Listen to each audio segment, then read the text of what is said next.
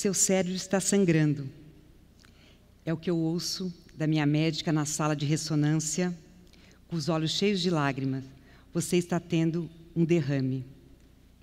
Até aquele dia, pessoa comum, eu era pedagoga, tinha uma clínica, bem casada, gostava muito de esportes, dançava flamenco, fui até campeã de vela. Mas eu era muito estressada, via sempre dificuldade em tudo, em vez de ver solução, via dificuldade. E achava que ia ser feliz um dia. Mas um dia, este em que eu me encontrava na sala de ressonância do hospital, onde eu recebi a informação de que eu estava tendo um AVC, que é um acidente vascular cerebral. AVC tem dois tipos, o hemorrágico e o isquêmico. O isquêmico é quando um vaso se entope, e o hemorrágico é quando um vaso se rompe. A maioria, de 85%, dos casos são isquêmicos, o restante hemorrágico. E dos hemorrágicos, apenas 10% sobrevive. Bom, que bom, sorte minha, né?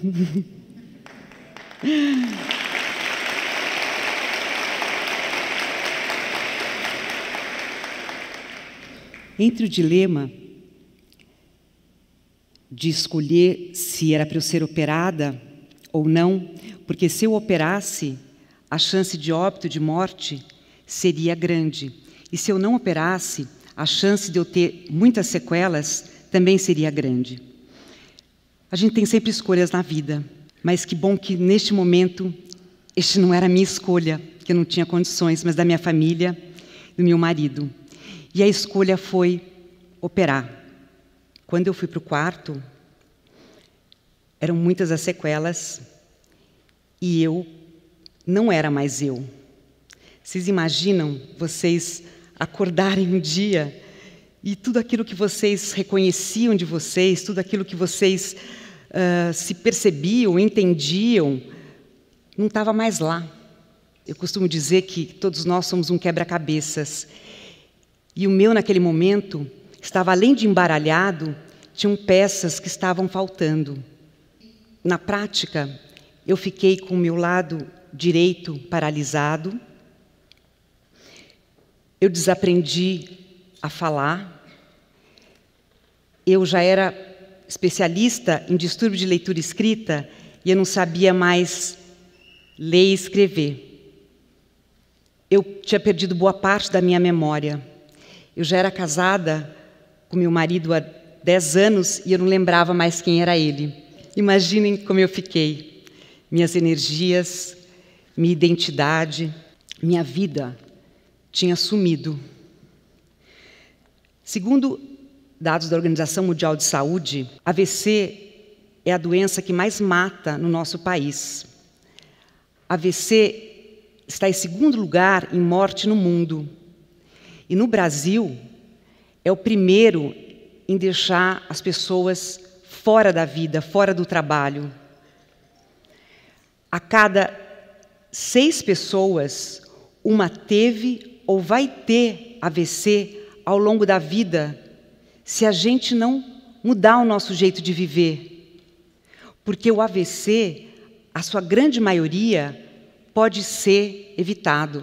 Cada vez mais mulheres têm AVC. Como que eu me recuperei? O que eu fiz para estar inteira e, no meu entender, melhor do que eu era antes? No início, eu fui fazer as terapias indicadas para este caso. E, principalmente, eu sempre contei com uma ajuda fundamental, que é a ajuda da família de sangue e da família de amigos, da família do coração. Eu me reabilitei, boa parte, mas teve uma hora, gente, que eu não evoluía mais. E eu só chorava. E eu entrei numa depressão profunda. Mas lembra, a gente tem sempre a possibilidade de escolha.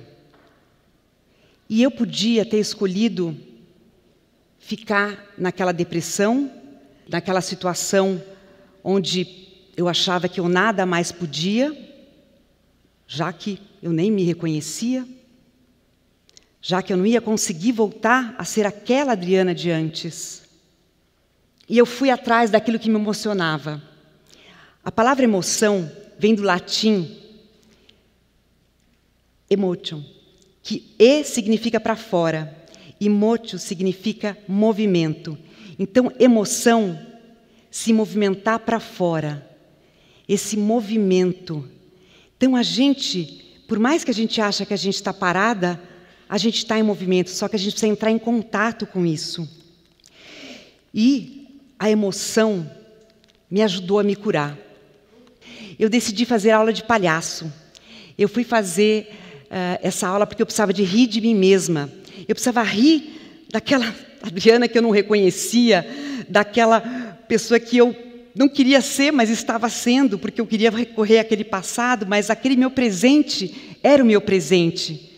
Eu também, além do curso de palhaço, além de eu rir de mim mesma, eu tinha que fazer muito exercício para treinar a parte motora, né? Porque treino faz parte. Ninguém muda, ninguém melhora sem treino. Mas no meu caso eu tinha que caminhar para poder voltar, porque eu não sentia também meu lado direito. Então eu ia com meu enfermeiro ou com minha mãe, a gente ia num parque ou numa praça treinar a marcha, mas também eu tinha pedido e ganhei um livro de árvores com nomes científicos, porque, lembra, eu fiquei com lesão na minha memória. Eu não conseguia lembrar das palavras. Eu queria falar que eu, por exemplo, queria depilar a minha perna e eu falava que eu queria cortar a minha perna.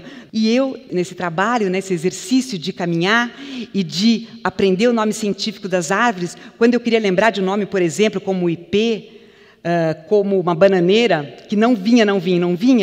Então, se eu não tenho deste jeito, eu fui, então, aprender o nome científico. Ipê, gênero da tabebuia, bananeira, família das musáceas. E assim eu ia treinando, treinando e treinando. E aí o que aconteceu? Aquela estrada que dava acesso à minha memória, que estava rachada, que parecia que tinha... Eu via um escuro, assim, eu tentava, e eu não enxergava nada. O que eu fiz? Eu construí uma ponte, eu construí um atalho para criar essa nova memória, que eram os nomes científicos que eu nunca tinha ouvido falar. Tabebuia, meu Deus. Mas o que aconteceu com o exercício, com a prática, com o prazer, com a emoção de querer mudar, de querer se modificar, se mover.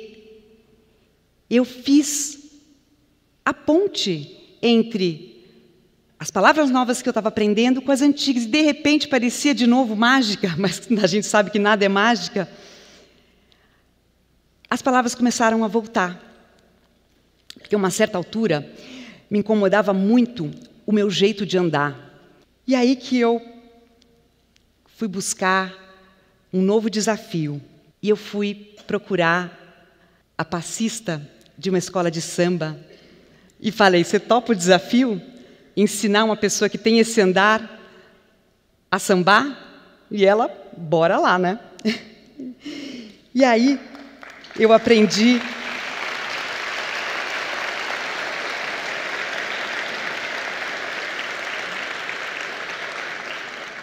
Eu aprendi a sambar e ensinei o meu cérebro a buscar novos caminhos. Ensinei o meu cérebro a rebolar.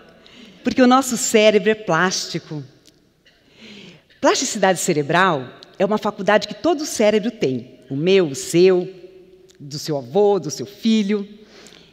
E é a faculdade da competência que o cérebro tem de se modificar, de se reorganizar, de se reestruturar e de aprender. Mas eu estou aqui hoje para contar algo que eu aprendi, um conceito que eu vivi no cérebro no corpo que eu vivi no meu organismo como um todo, que é o conceito da plasticidade emocional.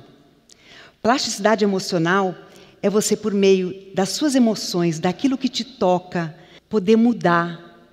A plasticidade emocional que eu encontrei e que foi, para mim, a razão de eu estar aqui hoje, mais inteira do que antes, é porque eu descobri que a emoção, ela une o meu cérebro ao meu corpo. Quando eu falei para vocês que eu fui sambar, eu estava treinando flexibilidade. Quando eu falei para vocês que eu fui aprender o nome científico das árvores, eu estava treinando perseverança, eu estava treinando criatividade. Quando eu falei para vocês que eu fui dar risada de coisas que eu não podia mudar naquele momento, eu treinei resiliência. São mais 10 outros exercícios que eu acabei desenvolvendo para eu me tornar ser uma pessoa nova de novo. Porque a gente muda todo dia, mas às vezes tem mudanças maiores que a gente tem que fazer. E foi aí que eu descobri, que eu vivi a importância de unir o corpo ao cérebro por meio da emoção, daquilo que a gente sabe que é tão valioso, daquilo que a gente viveu aqui hoje, em diversas situações, aquilo que nos toca, aquilo que de fato nos transforma e pode fazer a gente ser melhor. Todos nós podemos nos sentir despedaçados. Pode ser por uma injustiça, pode ser pelo preconceito, pode ser porque tivemos um problema de saúde, ou um problema com o filho, ou com o pai, ou no trabalho. Há 50 anos atrás, se a gente pensasse qual era o grande problema que a gente tinha, as crianças adoeciam de sarampo, catapora, adoeciam de tuberculose, elas quebravam o braço ou a perna porque estavam brincando no quintal ou na árvore do vizinho. Hoje, as crianças têm hiperatividade, bulimia, déficit de atenção, sofrem de cyberbullying. Então, antes, a gente ficava doente do corpo. E hoje, a gente fica doente do cérebro. A gente pode mudar essa história se a gente puder cuidar e valorizar as nossas emoções. Existe um índice de previsão de doenças. Esse índice diz que em 2020, a doença mais comum do planeta vai ser depressão, vai ser doença do cérebro. Antes de eu adoecer, eu não prestava tanta atenção nas minhas emoções. Todos nós temos emoções, somos seres humanos. Eu não cuidava.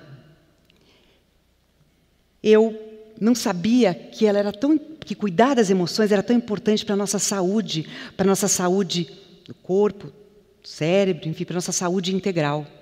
Então, esse foi um grande legado. Por isso que eu posso dizer que hoje eu de fato sou melhor do que eu era antes. Mesmo com as minhas dificuldades, mesmo dentro do meu novo eu.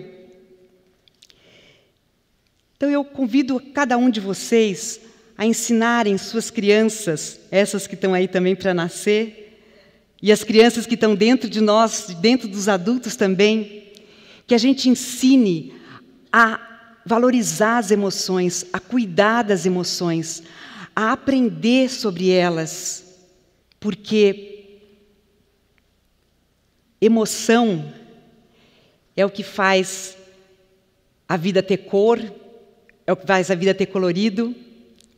E por isso que eu venho aqui compartilhar e sugerir para que vocês aprendam a rebolar com os seus cérebros. E aí, Eu combinei que eu ia.